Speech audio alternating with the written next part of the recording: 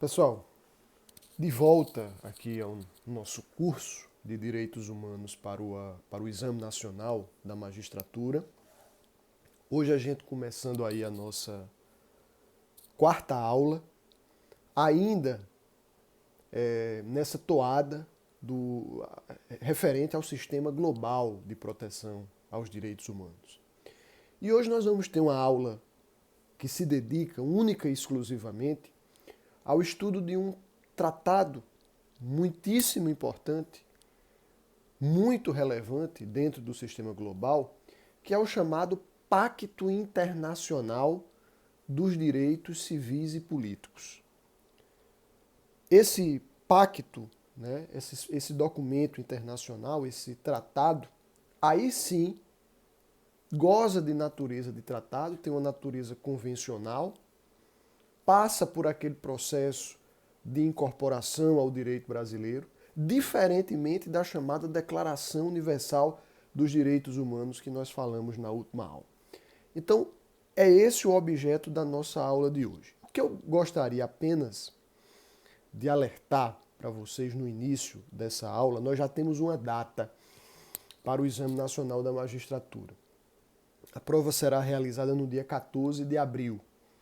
Eu disponibilizei no meu Instagram, @leohenriquet, lá no perfil aí em cima do YouTube vocês têm acesso direto ao usuário, @leohenriquet. Eu disponibilizei um roteiro de estudos com todas as disciplinas do ENAM, separados por dia, você estudando, começando a partir do dia 5 de fevereiro e indo até o dia 12 de abril. Ali você vai poder esgotar o edital. Pegar aquilo. Ah, Léo, é o edital todo? Não, não é 100% do edital, mas todos os conteúdos estão contemplados, né, daquela maneira que é mais relevante, claro. Então, fica a sugestão para, se você quiser se organizar e evitar a procrastinação, já adquirir esse material lá no nosso Instagram. Outro ponto importante, dentro do estudo de direitos humanos, vocês não podem deixar de verificar esses materiaizinhos aqui do CNJ, certo? Direito das pessoas LGBT, são cadernos de direitos humanos, são 4 cadernos temáticos de direitos humanos que o CNJ disponibiliza, trazendo um compilado da jurisprudência do Supremo Tribunal Federal em matéria de direitos humanos. São 4 cadernos. Um sobre direitos dos povos indígenas, outro sobre direitos das pessoas LGBTQIA+, outro sobre direito à igualdade racial e direito das mulheres. A leitura, eu reforço, é obrigatória. Por quê? Porque certamente, dentre as 6 questões de direitos humanos que vão aparecer na prova, você pode ter certeza que pelo menos metade vão vir aí desses cadernos de jurisprudência, tá? Porque é esse o objetivo do ENAM. Verificar se o candidato a magistrado está realmente atualizado na jurisprudência da sua corte maior. Mas, minha gente, sem mais conversa, vamos ao que interessa de fato para o dia de hoje. Vamos falar acerca do Pacto Internacional de Direitos Civis e Políticos. Léo, como é que eu estudo, como é que eu posso estudar um pacto internacional, uma convenção? São várias as convenções. Você vai fazer uma filtragem. Você vai verificar quais são as convenções que mais aparecem, que mais são cobradas. Mas eu já adianto, essa aula de hoje, ela se volta muito para um conteúdo que o que cai basicamente é o texto da lei, é o texto frio da norma. Né? São aqueles artigos do Pacto Internacional. Ah, o Pacto Internacional previu tal direito, previu esse outro direito. É uma leitura que inevitavelmente nós vamos ter de fazer. Essa aula não tem o propósito de ficar lendo texto de código, texto de lei. Faz sentido, gente, porque você pode facilmente colocar uma leitura até de inteligência artificial no seu computador, no seu celular, no seu assistente virtual. E você poderá receber a leitura feita por um robô. Não tem necessidade aqui, esse não é o propósito nosso. O propósito nosso é a gente indicar caminhos, é a gente mastigar aquele conteúdo para a gente apontar o que é que não pode se perder para uma prova estilo Enem. Ponto. É isso que eu venho falando sempre. Então a nossa aula vai se dirigir a isso. Primeira informação importante, o Pacto Internacional, ele é um tratado. Ponto. Segundo ponto relevante, ele vai ser promulgado, vai ser confeccionado na ordem internacional em 1966. E o Brasil só vai aderir a este pacto internacional em 1992. Claro, o que é que o Brasil, olha como tudo se encaixa, por que é que o Brasil não fez parte como membro originário da celebração? 1966 nós vivíamos aqui o período do regime de exceção da ditadura militar. Então só em 1992, em 24 de janeiro de 92, o Brasil adere ao Pacto Internacional dos Direitos Civis e Políticos. E vai ser incorporado ao direito brasileiro quase 6 meses à frente, no dia 6 de julho de 1992. Tá? Então é a adesão aí ao nosso Pacto Internacional. Informações históricas relevantes. Tá? Então o Brasil faz parte, não como membro originário, mas via adesão. E agora a gente entra, Léo, qual é a posição hierárquica desse pacto? Ora, minha gente, vamos lá. Se o Pacto Internacional dos Direitos Civis e Políticos só foi incorporado ao direito brasileiro em 92, portanto, antes daquela emenda constitucional 45, que é de 2004, por óbvio, ele não poderia ter ingressado com status de emenda constitucional. Por quê? Porque essa possibilidade de tratados sobre direitos humanos ingressarem no ordenamento jurídico com status de emenda à Constituição só foi possibilitada através da emenda constitucional 45. Então, antes, mesmo em se tratando de um tratado de direitos humanos, inviável a sua posição hierárquica, a sua natureza jurídica de emenda à Constituição, status de emenda à Constituição. Então, como resolve isso? O Supremo já nos adiantou. Esses tratados sobre direitos humanos, antes da emenda, incorporados antes da emenda constitucional 45, ou se após a emenda constitucional 45, sem aquele quórum qualificado de 3/5 em 2 turnos nas 2 casas legislativas, eles entram, eles ingressam, eles são incorporados ao nosso ordenamento jurídico com status supralegal. Então estão acima das leis infraconstitucionais, mas abaixo da nossa Constituição. Natureza, portanto, supralegal do Pacto Internacional dos Direitos Civis e Políticos. Por quê? Porque eu estou falando de um tratado internacional sobre direitos humanos incorporada à ordem jurídica interna antes da emenda constitucional 45 de 2004. Ok? Qual é a finalidade, meu povo, desse pacto, desse tratado? Ora, vem fazer coro, fazer força, reforçar o papel protetivo da Declaração Universal dos Direitos Humanos. Por quê? A gente falou aqui na aula 3, na aula passada. Essa Declaração Universal dos Direitos Humanos, ela não tem natureza formal de tratado. Ela é uma resolução. Nós falamos sobre isso. Materialmente, ela até pode ser considerada aí uma norma de ius cogens, por exemplo. Mas formalmente não é. Então, para resolver essa questão do ponto de vista formal, é que nós temos a Organização das Nações Unidas trazendo 2 pactos. O Pacto Internacional dos Direitos Civis e Políticos, para tutelar aqueles direitos de primeira geração, direitos civis e políticos, né?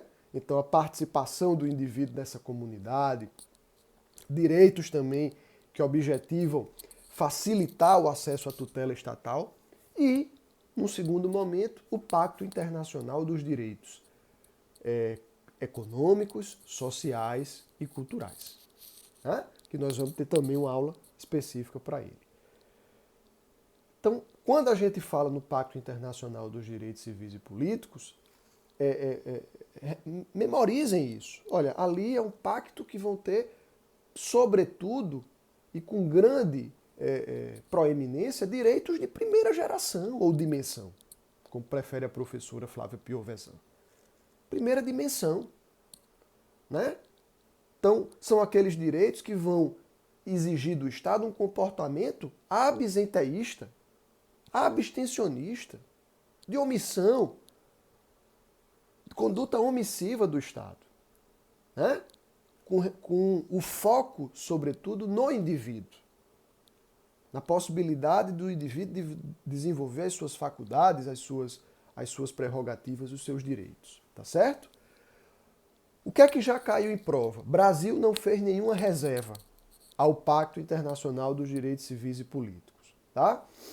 E aqui, quando o Brasil, ou qualquer país, os Estados-membros em geral, quando eles assinam ou então aderem posteriormente a esse pacto, a obrigação de realizar os direitos ela é imediata. Por que é que eu estou falando isso? Porque no Pacto Internacional dos Direitos Civis e Políticos, como o papel do Estado é meramente, em regra, omissivo, né? Aquela aplicação imediata. Então, garantia do direito à vida é imediato. É imediato.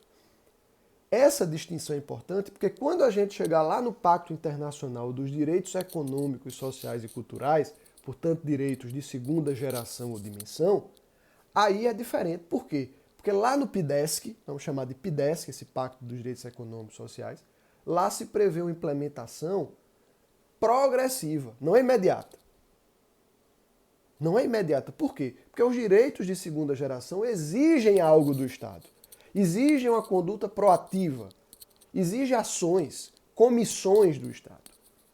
E muitas das vezes, nem todos os Estados estão capacitados para proceder a essa implementação imediata. Então, permite sua implementação progressiva, de acordo com os recursos existentes. O Pacto Internacional dos Direitos Civis e Políticos, não. Tem de ser imediato. Ok? Quanto aos direitos previstos, aí é aquela leitura de lei seca. Tá? Leitura de lei. Focar bastante, olha, naqueles direitos de primeira geração. Então, por exemplo, proibição de escravidão, a liberdade. Se eu vou tutelar a liberdade, a dignidade da pessoa, eu vou proibir escravidão. Então tem previsão de proibição da escravidão, proibição de servidão, proibição de trabalhos forçados. Léo, então a nossa lei de execução penal é inconvencional, porque na lei de execução penal o trabalho do preso é obrigatório. Cuidado que isso já foi objeto de prova. E embora o Pacto Internacional dos Direitos Civis e Políticos, no mesmo sentido, a Convenção Americana de Direitos Humanos, o Pacto de San José, todos eles apontem para a proibição de trabalhos forçados, essa proibição não se confunde com aquela questão do trabalho obrigatório no regime de cumprimento de pena, na lei de execução penal. São situações diferentes, são objetos distintos, tá? São objetos distintos. Então, não existe incompatibilidade aí. Um ponto relevante que eu acho é que no artigo 22 desse Pacto dos Direitos Civis, embora a gente esteja falando, sobretudo, nesse pacto de direitos de primeira geração, o artigo 22 ele traz para a gente uma garantia do direito de fundar sindicatos. Então, cuidado, porque isso pode aparecer como uma pegadinha. A garantia do direito de fundar sindicatos só foi prevista no Pacto dos Direitos Econômicos, Sociais e Culturais por se tratar de direito de segunda geração. Isso é falso. A garantia de fundação de sindicatos está já no Pacto de Direitos Civis e Políticos, tá certo? E aí nós temos uma longa lista. Uma longa lista de direitos. Vale a pena que a gente chamar a atenção para o artigo 6º, parágrafo 2. Questão da pena de morte. Nos países em que a pena de morte não tenha sido abolida, olha só, esta poderá ser imposta apenas no caso de crimes mais graves. Então o pacto, ele não proibiu em absoluto a pena de morte. É possível ainda que nos países que não a tenham abolido, seja imposta, mas aí faz a ressalva, a restrição. Olha, você país, você Estado membro, não aboliu a pena de morte, mas só poderá aplicá-la nos casos de crimes mais graves. Tá certo? E também se exige aqui no pacto que esta pena de morte somente seja aplicada por uma sentença definitiva transitada em julgado e proferida por tribunal competente. E aí nós seguimos, né?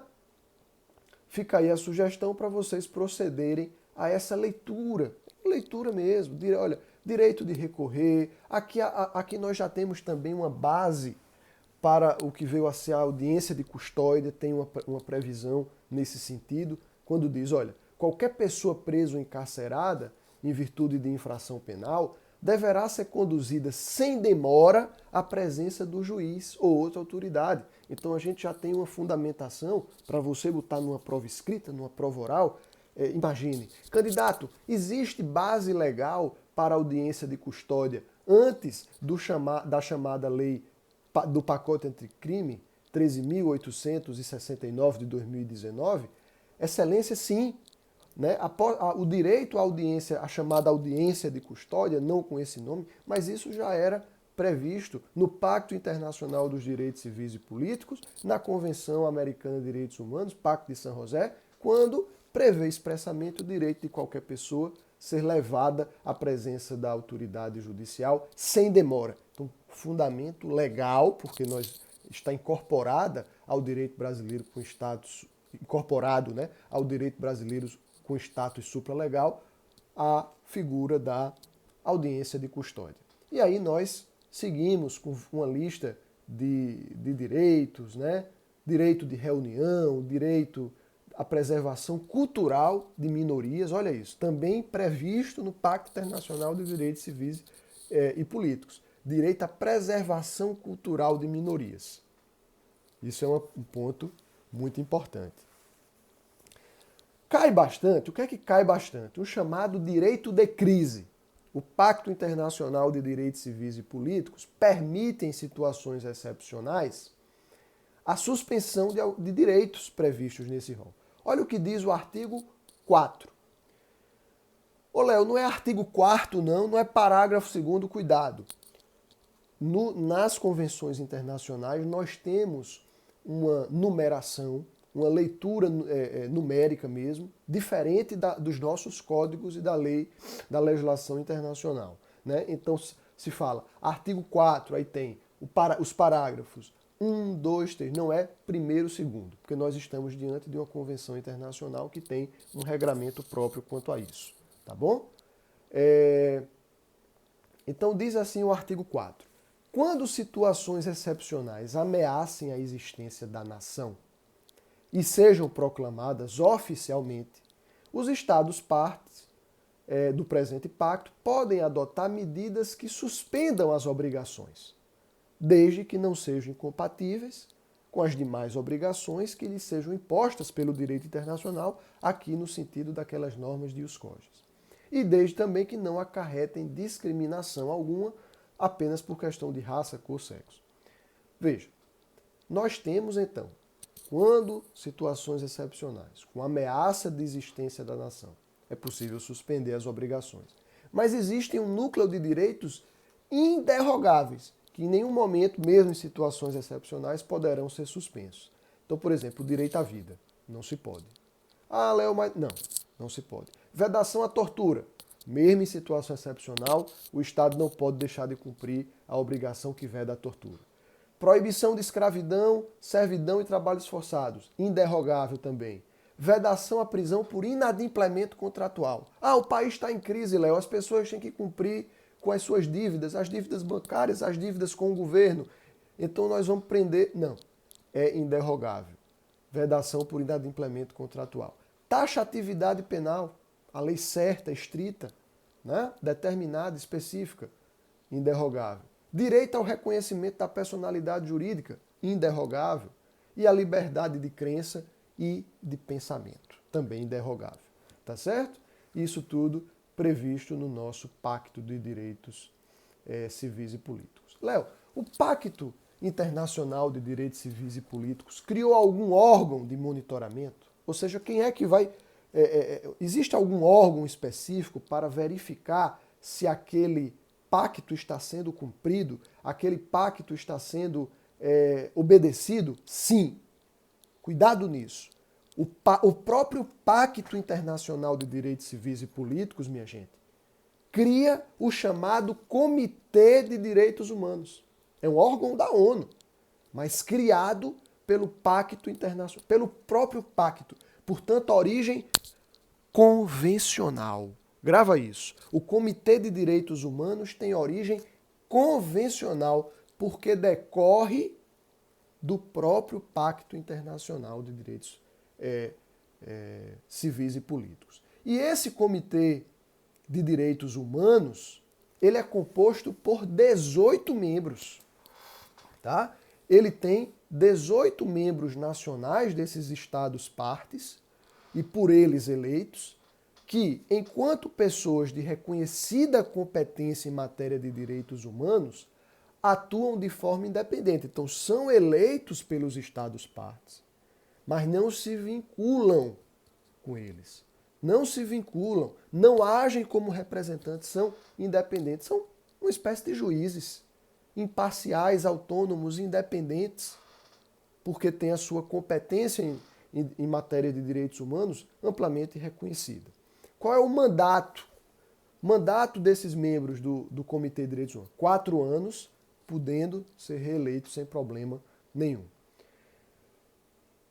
E o papel? O Pacto Internacional não previu a possibilidade de recebimento, de peticionamento individual. Vamos explicar.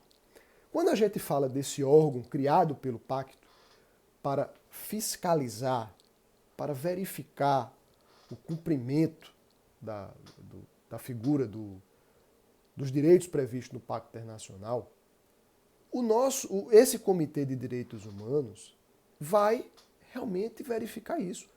Examinar relatórios que foram enviados pelos estados, examinar denúncias formuladas por um estado parte. Léo, uma pessoa individual pode fazer uma denúncia ao Comitê de Direitos Humanos dizendo que o Pacto Internacional de Direitos Civis e Políticos não está sendo obedecido. No início, quando da promulgação do Pacto Internacional dos Direitos Civis e Políticos, isso não era possível. Não havia previsão, não havia permissão para o Comitê de Direitos Humanos receber petições individuais, denúncias individuais. Apenas denúncias estatais, apenas petições oriundas dos estados. Só que aí veio o primeiro protocolo facultativo ao Pacto Internacional dos Direitos Civis e Políticos, permitindo que o Comitê de Direitos Humanos recebesse petições individuais desde que houvesse o reconhecimento do Estado parte. Então, olha, nós temos uma coisa é o Pacto Internacional de Direitos Civis e Políticos, aí vem um termo aditivo, vamos dizer, facultativo, aqui a gente vai criar uma norma facultativa para quem quiser permitir o envio de petições individuais. Então, se eu sou Estado membro do Pacto Internacional de Direitos Civis e Políticos, mas não assinei esse primeiro protocolo facultativo, o meu jurisdicionado, o meu cidadão, poderá enviar petições ao Comitê de Direitos Humanos? Não. Por quê? Porque eu, Estado, não reconheci expressamente o primeiro pacto, o primeiro protocolo facultativo ao pacto. Tá? Mas a grande questão, Léo, o Brasil assinou, e é isso que vai cair na sua prova. Se tivesse uma questão sobre Pacto Internacional dos Direitos Civis e Políticos, se eu fosse o elaborador, eu colocaria essa. O Brasil admite o envio de petições individuais, ou seja, o Brasil ratificou o primeiro protocolo facultativo? Resposta: sim. E ratificou no dia 9 de novembro de 2023. Recentíssimo. O presidente Lula ratifica, né, expede o decreto presidencial de incorporação dos protocolos facultativos, que são 2 protocolos. A gente falou agora do primeiro, porque nós estávamos falando sobre o Comitê de Direitos Humanos. Então, o Brasil ratificou. Hoje nós podemos, individualmente, representados legitimamente aí por advogados, etc., enviar petições individuais ao Comitê de Direitos Humanos para apontar violações aos direitos previstos no Pacto Internacional dos Direitos Civis e Políticos. Esse é o primeiro protocolo facultativo, tá? Ou seja, comunicações individuais ao comitê. Agora no Brasil, possível. Por quê? Porque ratificamos o primeiro protocolo facultativo que vai nessa linha. Segundo protocolo facultativo ao Pacto Internacional dos Direitos Civis. Ele tem como objetivo abolir a pena de morte. É direcionado esse segundo pacto a obrigar os estados signatários a abolirem a pena de morte. Por quê? Porque nós vimos que o pacto em si não veda a pena de morte. Ao contrário, diz, nos países em que não aboliram, em que não foi abolida, perdão, os países em que não foi abolida a pena de morte, é possível a sua aplicação apenas em casos de crimes graves, desde que por sentença transitada em julgado e proferida por tribunal competente. Ponto. Vem o segundo protocolo facultativo e diz, ó galera, vocês aí que assinaram o Pacto Internacional, a gente está oferecendo aqui um segundo protocolo facultativo. É facultativo, se vocês quiserem, massa, se não, tá tranquilo. Um segundo protocolo facultativo, com vistas a abolir a pena de morte. Vocês topam? Então aqui, gente, quem assinar, aí está obrigado a abolir a pena de morte em seus territórios, admitindo apenas em tempo de guerra, que é o que acontece aqui no Brasil. Apenas em tempo de guerra, em virtude de uma condenação por infração penal de natureza grave, cometida em tempo de guerra, né? Aí seria possível a pena de morte. Mas fora isso, gente, a gente está nesse segundo protocolo facultativo, a gente está pedindo para vocês abolirem. Vocês topam, então é o segundo protocolo facultativo. Também ratificado pelo Brasil em 9 de novembro de 2023. Se você trouxer essa data, seu examinador vai chorar, claro, porque demonstra a sua atualização. Não é decorar por si a data, mas é demonstrar que você está atualizado. Não precisa, claro, ser o dia, 9 de novembro. Não. Excelência, no final de 2023, no ano de 2023, em novembro de 2023, ou se você quiser mostrar, 9 de novembro de 2023, o Brasil ratifica os 2 protocolos facultativos ao Pacto Internacional dos Direitos Civis e Políticos. O primeiro, para reconhecer a possibilidade de comunicações individuais ao Comitê de Direitos Humanos, e o segundo protocolo facultativo com vistas à abolição da pena de morte, admitindo apenas a pena de morte em tempo de guerra. Fechou. Você concluiu, você fez agora, você finaliza aquilo que é mais importante sobre Pacto Internacional de Direitos Civis e Políticos para provas de direitos humanos voltadas à magistratura. Aqui não é um curso integral de direitos humanos. Isso aqui é uma ajuda, um auxílio no que toca aí ao Exame Nacional da Magistratura e às provas de humanística, porque cai também nas provas objetivas dos concursos, passado o ENAM, esses assuntos voltam a cair nas provas objetivas, numa quantidadezinha pequena. Por quê? Quantas questões de humanística geralmente a gente tem na prova objetiva? A prova objetiva são 100 questões. Humanística, geralmente 4 a 5. É a média. 4 a 5. Tem prova que bota 3.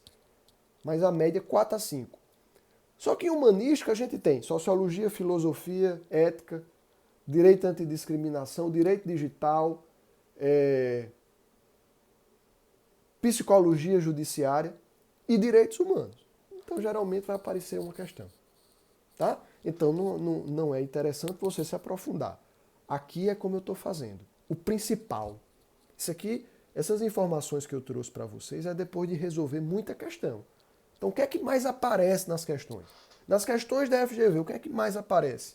Nós vamos aí justamente verificar isso, tá? Como eu trouxe para vocês. Então, leiam, façam uma leitura, não precisa ser uma leitura de decorar, não, uma leitura tranquila, vá grifando aquilo que vocês acham mais interessante no Pacto Internacional, resolução de questões, mas aqui a gente traz o mais importante, o mais relevante que pode ser cobrado numa questão sobre o tema. Beleza? Minha gente, na próxima aula, aula de número 5, nós vamos tratar a respeito do Pacto Internacional dos Direitos Econômicos, Sociais e Culturais. Também nessa mesma toada. Eu acho que a aula vai ser um pouquinho mais curta, porque a gente já adiantou muita coisa aqui sobre esse Pacto dos Direitos Econômicos e Sociais. Mas a gente se encontra, se Deus quiser, na próxima aula. Um abraço para vocês e bons estudos. Estamos juntos.